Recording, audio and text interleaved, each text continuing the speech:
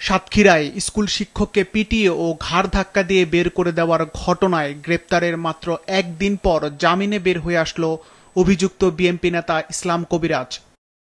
শনিবার সদর উপজেলার মুজিবুর রহমান মাধ্যমিক বিদ্যালয়ের সহকারী শিক্ষক শফিকুর রহমানের বিরুদ্ধে শ্রেণীকক্ষে অনৈতিক কর্মকাণ্ডে জড়ানোর অভিযোগ এনে তাকে মারধর করেছিল অভিযুক্ত বিএনপি নেতাকর্মী ও ক্ষুব্ধ জনতা।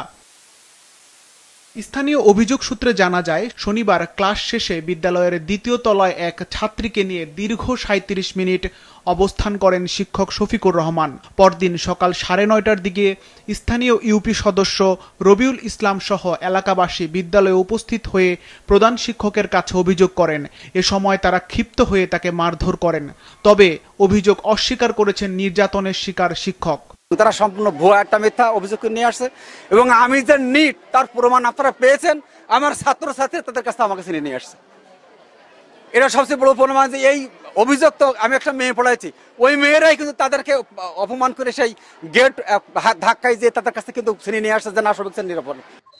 স্কুলটির শিক্ষার্থীরাও শিক্ষকের বিরুদ্ধে আনা অনৈতিক সম্পর্কের অভিযোগ অস্বীকার করেছেন।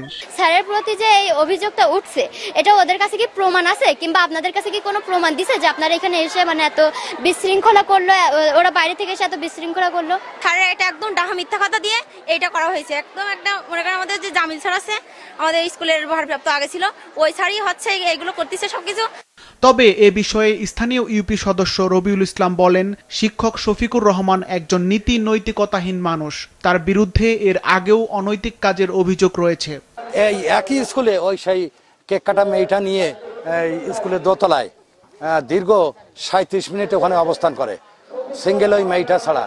কিন্তু এই মাস্টার স্বীকার করে যে আমি দুইটা মেয়ে ছিল, আমি একটা মেয়ে পড়াইনি, ওকে আমি চলে যেতে বলেছে। কিন্তু আমরা তদন্তের সাপেক্ষে দেখলাম ৩৭ মিনিট ছিল, কিন্তু একটা মেয়ে তাকে বলা হয় যদি তুমি চলে যাও পড়াবো না, ১ মিনিট লাগে না। শিক্ষককে নির্যাতনের এ ঘটনায় বিক্ষোভ ও মানববন্ধন করেছে স্কুলটির শিক্ষার্থীরা। সোমবার বেলা ১টার দিকে স্কুল প্রাঙ্গণ থেকে বিক্ষোভ মিছিল করে শিক্ষার্থীরা। সেখানে তারা ২৪ ঘন্টা সময় বেঁধে দেন সকল আসামিদের গ্রেপ্তারের জন্য।